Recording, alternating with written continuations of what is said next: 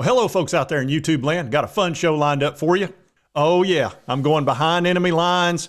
We're going to talk all about Bama this week. Obviously, we're playing them Saturday. And we're also going to talk, is Jalen Milroe injured? We're going to talk about all this good stuff. And you folks know I like to go behind enemy lines, and it's very dangerous.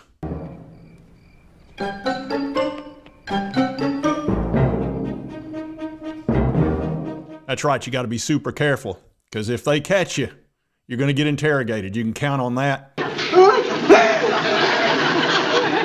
wasn't going to give you the third degree, but now you're going to get it, and don't you try and stop me, Andy. Now! And nobody wants that. So we're going to get all into this good stuff. First thing, real quick, shout out to my buddy BVD, Big Vol Daddy. Just had surgery yesterday. I talked to him on the phone, and he seems to be doing well. He's in good spirits and came right out of the surgery fine. So shout out to BVD. Now let's get into this show.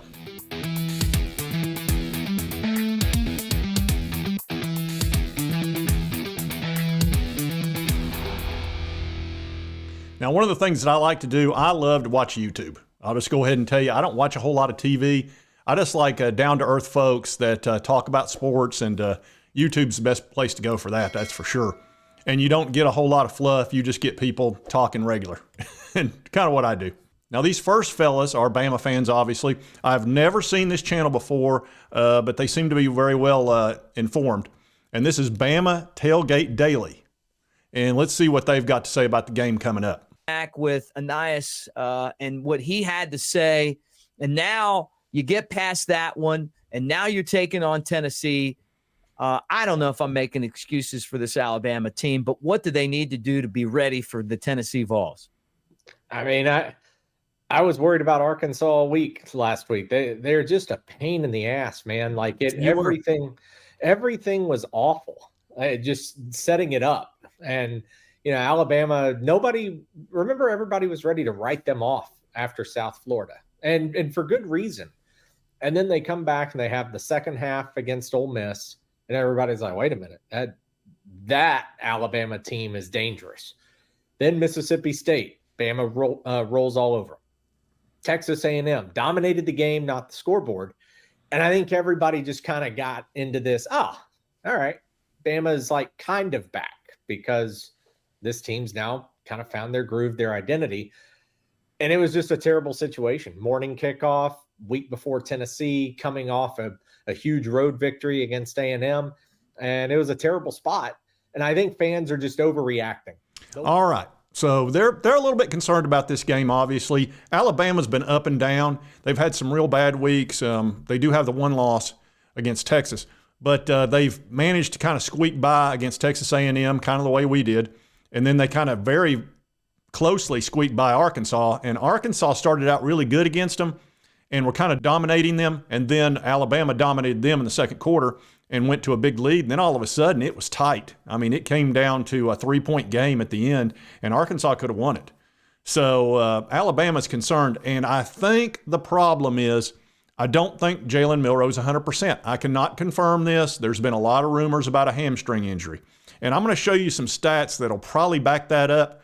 But these guys talk about that a little bit coming up. This is one of those games where, and I think you nailed it. I don't even need to add anything to it. Games are won and lost at the line of scrimmage, so I totally agree with you. It comes down to Alabama's ability to block for Jalen Milroe, who I think is hurt. I think he's playing injured right now. Whether it's a separated or an injured shoulder or a hamstring that's not right, something just isn't 100% with this guy. But he has been an absolute warrior for Alabama. He's still getting the job done. He's still hanging in there, taking the hit. Now, these are guys that watch every single Alabama game, have watched from the start to finish, and they're seeing a difference. And I'm seeing a difference, too, with Jalen Milroe. Now, there's been rumors out there since about October 5th that he had pulled a hamstring. And I'll show you that. And this was on October 5th. College football recruiting said some rumors spreading out of Tuscaloosa that Jalen Milroe might be dealing with a hamstring injury. The spread, this talked about the spread, had moved down to Alabama -1. Said something to keep an eye on.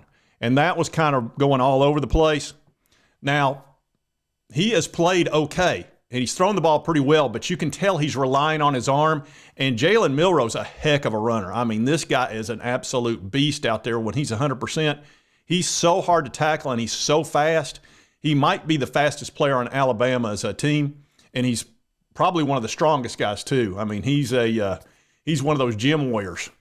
So a heck of an athlete. But if he's got a hamstring injury, you have to rest a hamstring. That's just a fact. Now, because he's a quarterback, you can still let him play, but he's not going to be able to use his legs, because if he takes off 100%, he's going to pull it again. That's just the way hamstrings are. He needs to rest it, but they can't because they don't have a backup quarterback they're comfortable with.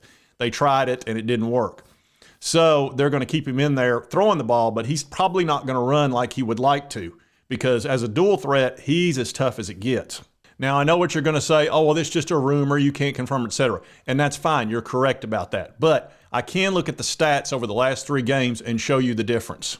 All right, this is Alabama against Mississippi State. They beat them 40-17. And here you can see Jalen Milroe. He only threw the ball 12 times, right? And threw for 164 yards, had a real nice QBR. But look at this. He ran the ball 11 times for 69 yards with over a 6-yard average. He was the leading rusher in the game against Mississippi State, right? Now, remember that date. That game was September 30th, right? October 5th is when we heard the rumor that he might have a hamstring issue. Now, let's look at his stats the next game. Okay, this is Texas A&M. They won the game 26-20, and that was at College Station. That was a real nice win, in my opinion. A&M's got a tough defense. But he threw the ball 33 times in this game, which is 3 times more than he did in the Mississippi State game. He had a great game. He threw for 321 yards, by the way. But look, he ran the ball only 8 times, and most of those were sacks anyway, because he was negative 31 yards for a negative 3.9 yards per carry. The game before, he was 6.1 yards per carry. Now he's negative 3.9. So what happened? Now he's throwing the ball and not running. Now let's look at the next ball game. All right, he throws the ball 21 times, 238 yards, 11-yard average, 2 touchdowns. Played a solid game. His completion rate wasn't good. But look down here. Ran it 11 times. Most of that was sacks, negative 19 yards, negative 1.7 yards per carry. So he's not running. He's just getting sacked pretty much. And Jalen Milroe is not easy to sack. He is very quick, very elusive, and strong. You know, he's got a little bit of that Josh Dobbs in him. You know, I always wondered why Josh Dobbs was such a great runner. Part of it was he was quick and elusive, but he was also very strong. I saw a picture of him beside Peyton Manning one time, and it kind of shocked me. I thought Peyton was a pretty good-sized dude, and he is, but Josh Dobbs was this wide. It just really surprised me. And he's a rocket scientist, and he's doing pretty well in the NFL. So anyway, those numbers don't lie. He went from running 6 yards per carry to negative, and now he's throwing the ball as opposed to doing both. So he's I'm not going to say he's no longer a dual threat, but in the last 2 games he really has not been. But before that he was. So something's going on for him to completely change his game like that. And actually he's done a good job. I'll take my hat off to him. It's really hard to lose something that you're great at in midseason and still be able to win ball games and change your game. It's kind of why I take my hat off to Josh Heupel. He's so used to having a quarterback that's super hot that can really get the job done. And right now, he's got a fella that's playing okay at times and sometimes not okay. He's kind of middle-of-the-road quarterback in Joe Milton. And so he's had to change the complexion of the game for Tennessee, and now we're more of a running team. And, of course, our defense has improved quite a bit. You know, hopefully they'll play well in Tuscaloosa. They play great at home. You know, we're 5-0 at home, 13-0 over the last 13 games at Neyland. But away, we've struggled. Our only loss this year was at the Swamp. Now we're going to Tuscaloosa. It's just, you know, it's about a 10-point swing when you go from home to away. And Alabama's favored by 10 points in this game. If it was played at Neyland, it'd probably be a pick'em game. So anyway, I think there is something not quite right with Jalen Milroe. He's too good a runner to have negative yardage after obviously having a lot of success running the ball. So something's not quite right. And if it is a hamstring, he's going to struggle with that probably all year because he can't get the rest that he needs and still play football. And they obviously need him, and they don't have a backup they're comfortable with. Now, this is a part of the show. I've got a video of a guy that likes to talk a little bit of smack. Now, I personally like that. Now, some of you don't. That's okay. But, you know, this is YouTube, and I'd never take it personally because, look, these just having fun.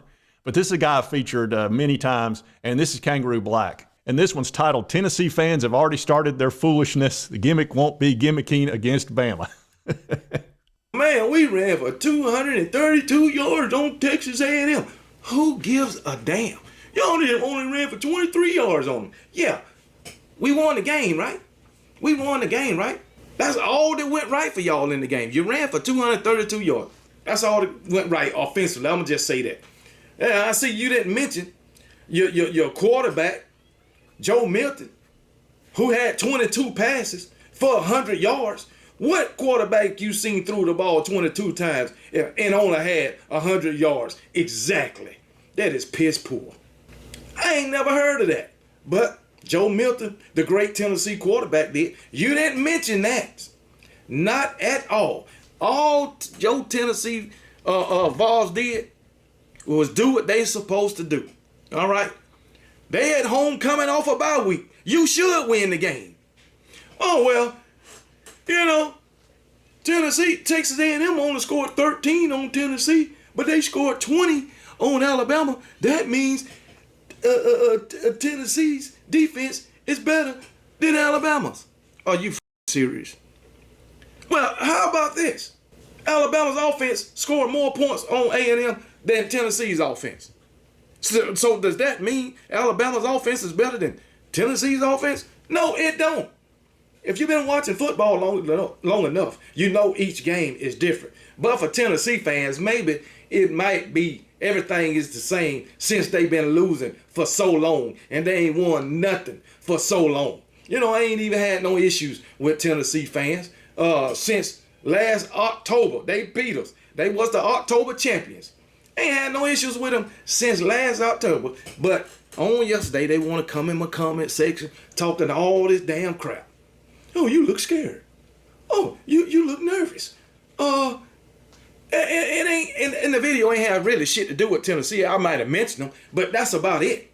I'm like, oh my goodness. They want kudos for doing what they supposed to do.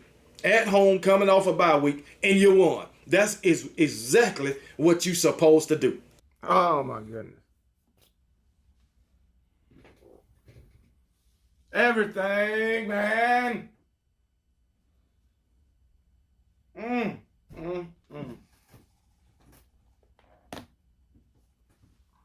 We lost to Tennessee. Oh, God. We lost to Tennessee. I mean, oh, God. We had it in the grass, man. We had it. Oh, my goodness, man. Tennessee, not Tennessee. After all the trash that they've been talking, we lost to Tennessee. Oh, God. Oh, my goodness. Oh, Lord. We lost to Tennessee, man. Oh, Jesus.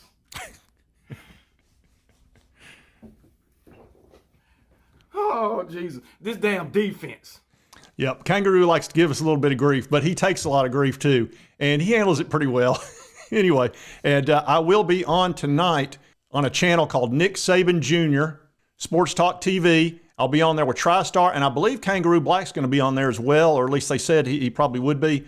So that'll be at 7 o'clock tonight. I'll be on there, and we'll be talking some Alabama and Tennessee football. It should be fun. And one other thing that I want to bring up, there is a video out there talking about Joe Milton that is a really good video. It's very fair, it's very unbiased, and it actually does a breakdown of each one of his pass plays during the game last week.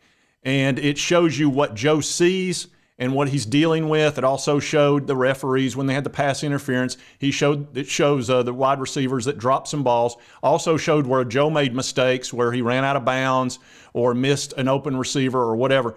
But the thing I liked about it was a really nice breakdown of understanding exactly what Joe is seeing and what he's doing well and what he's struggling with. And it's a good video to kind of really get a feel for what we've got in Joe Milton. And I encourage you to take a look at it. And it's actually this one right here with Blue Chip Breakdown. And that's Bull, who is the host of that show.